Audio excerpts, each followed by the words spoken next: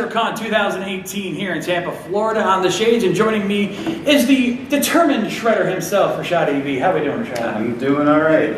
All right.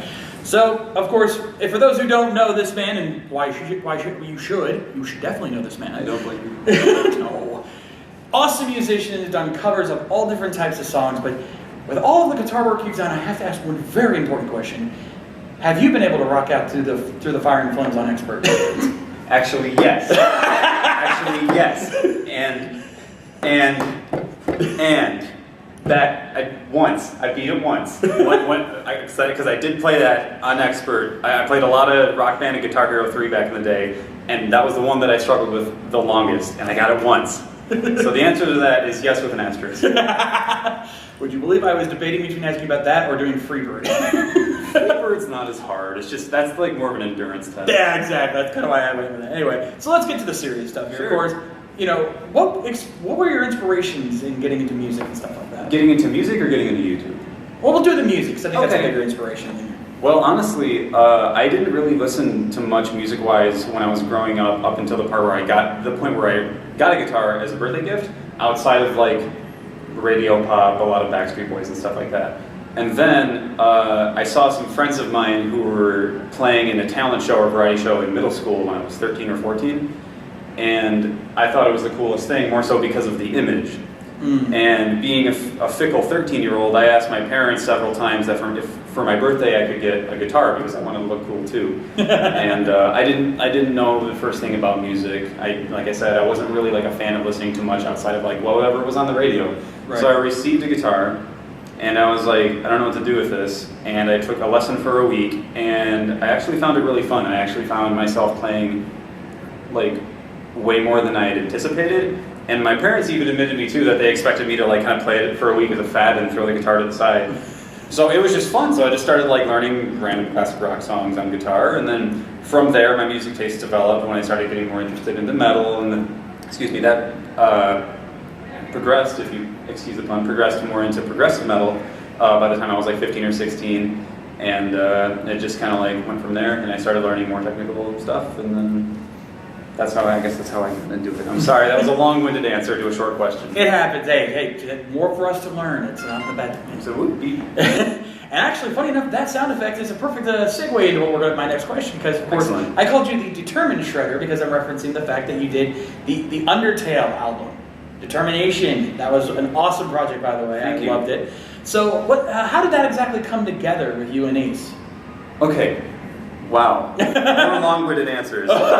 So before I was doing YouTube full-time, I had started doing it in like 2013, 2014, just as a hobby, and I ended up going to MagFest, and I met all kinds of people that I have spoken with online at MagFest, including Ace Waters. He wanted to meet me in someone else's, he wanted to meet me, like, I remember it was kind of like a collective hotel room with a bunch of other like kind of big, kind of small YouTubers, and we were out on the balcony, and he was like, it's really nice to meet you.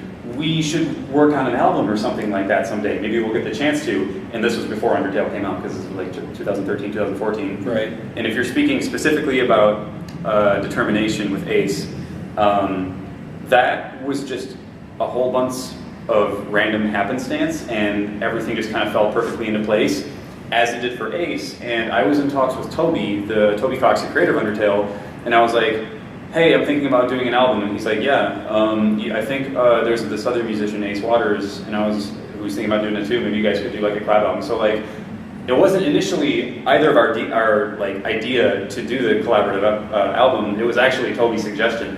And I was like, wait a minute, this makes perfect sense, because then we could have like the two-side thing, and the rest is just how it happened. That is amazing. Like, that is the coincidences with that is just. I'm sorry to interrupt. There is a comment on an old video of mine where Ace, when he was going under the name Motive Makes a Man, as opposed to Ace Waters III, left a comment. The first comment he ever left on one of my videos that he watched, I can't remember which one it was. It was probably Corridors of Time from Chrono Trigger or something. And he's like, "Wow, man, this is great. I'd love to work with you on a project someday." And then like, there's several comments in reply to that comment now that are like, "Oh boy, there's a lot of history here." Or something.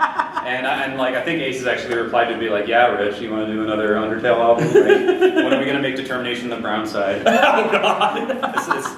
That's a joke. Please don't message me. Please do not take that seriously, folks.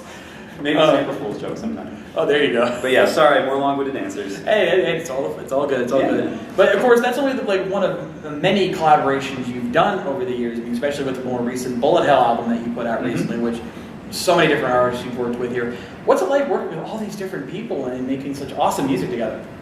It's, you know, working with people in person is a whole lot different than working with people who are several states or several countries away.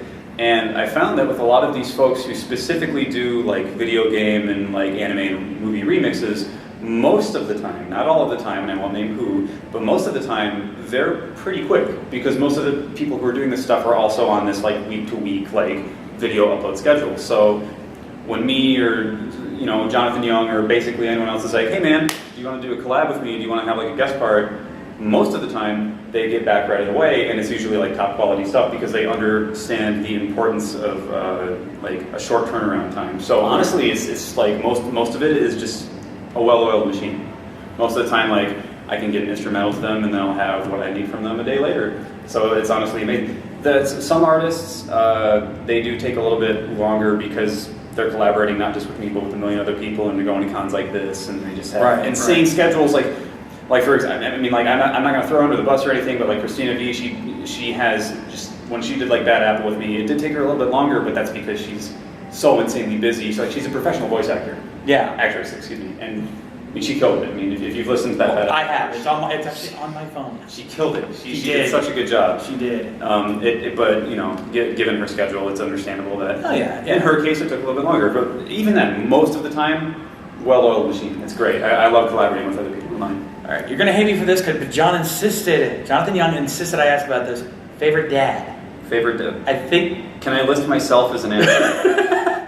Okay. Honest answer. Honest answer. My own father, followed by a close second being Caleb Piles. And I'm gonna tell him I said that too. We have documentation of this now, so. John's like number 5 or something. He's several dads down.